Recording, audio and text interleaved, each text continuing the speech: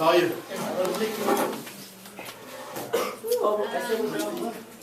So, Chapter 12, Section 1, Congress Organizers.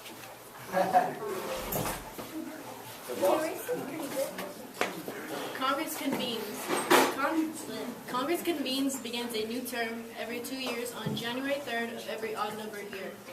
Each new term follows the general elections in November.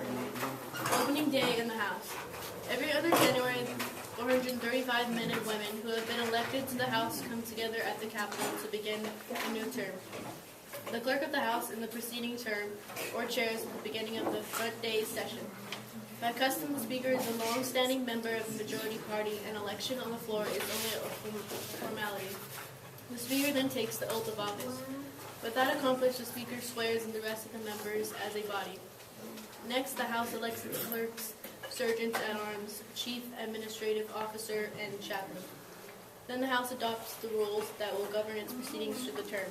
Finally, members of the 19 permanent committees of the House are appointed by the floor vote.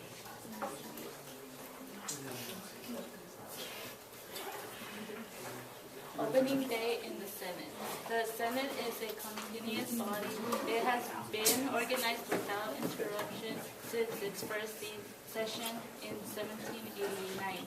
As a result, the Senate does not face large organization problems at the beginning of the term.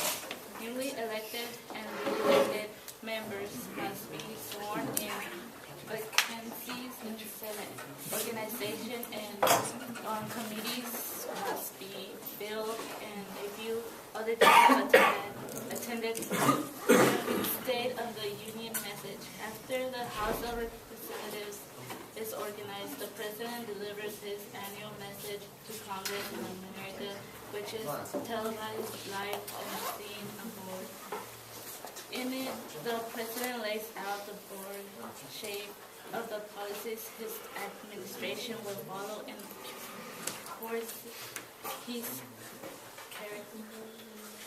charted for the nation.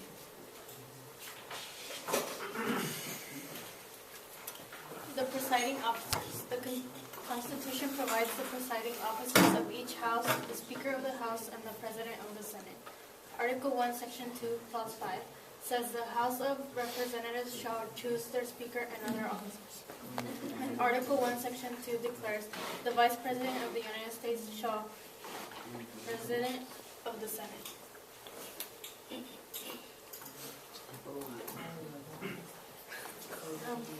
The Speaker of the House. One of the two positions, the Speaker of the House, is by far the most important and most powerful within the halls of Congress. Although neither the Constitution nor its rules require it, the House has always chosen the Speaker from among its own members. Nearly all of the Speaker's powers revolve around two duties: to preside and to keep order. The Speaker presides over most sessions of the House, but occasionally appoints another member as temporary presiding officer. He intercepts and applies the rules for bills to the committee rules on point of other questions of procedure raised by members. Put motions to a vote and decides the outcome of most votes taken on the floor of the House. As a member, the Speaker may direct voice vote on any matter before the House. The Speaker does not often vote, and the House makes rules only that he must break a tie. The Speaker of the House follows the Vice President of the line of succession by presidency.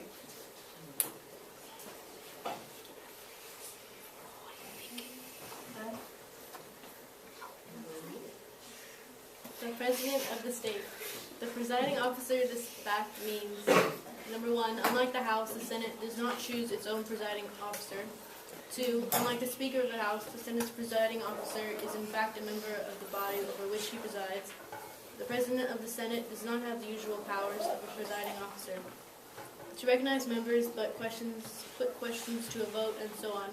President pro tempore, who serves in Vice President's absence, the President pro tempore, or President pro term for short, is elected by the Senate itself and is always a leading member of the majority party, usually its longest serving member.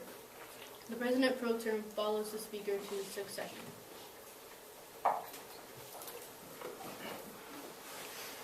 Party officers. Congress is a political body. This is so far two leading reasons, because Congress is the nation's central policy-making body, and two, because of its partisan makeup. The Party Caucus, a closed meeting of the members of each party in each house. The caucus deals with matters of party organization, such as the selection of the party's floor leaders and questions of committee membership. It sometimes takes stands on particular bills, but neither party tries to force its members to follow its caucus decisions, nor can it. The policy committee, composed of the party's top leadership, acts as an executive committee for the caucus. The floor leaders, people who are voted to read the packet in order for others to follow along. Floor leaders do not hold an official positions in either chamber. They are party officers paid for their posts by their party colleagues, which are floor leader assistants.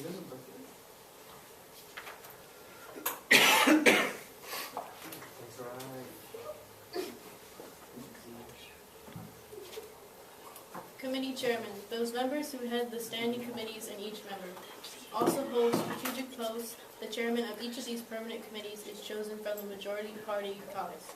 Seniority rule, an unwritten custom. It dates from the late 1800s and is still closely followed in both houses today. The seniority rule provides that the most important posts in both the formal and the party organizations will be held by those party members with the longest records of service in Congress. The rules apply most strictly to the choice of committee. The head of each committee is almost always the longest serving majority party member of that committee.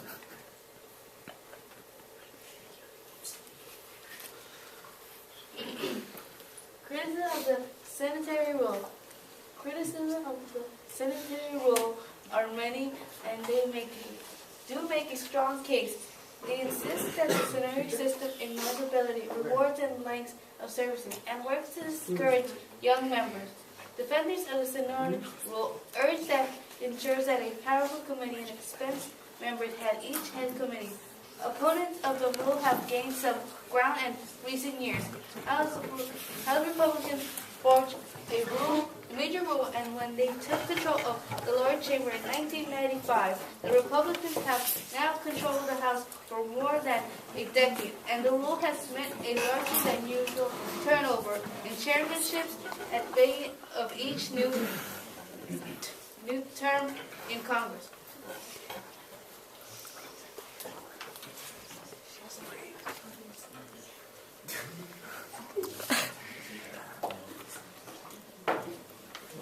So we have some review questions for you guys.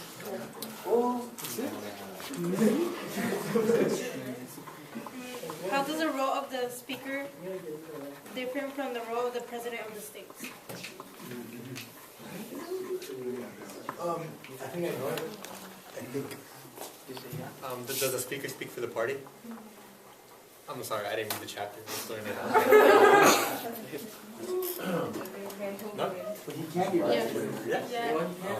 Yeah. Nah, it's only one person.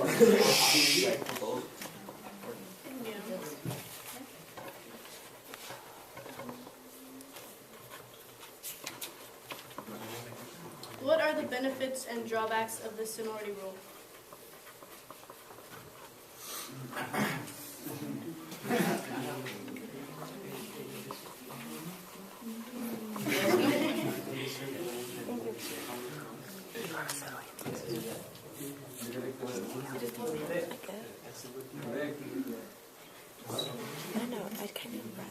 Well, the drawback is you don't get in touch with current events, and the benefits of it is that the person is more experienced and is more familiar with the members. And that's it for second.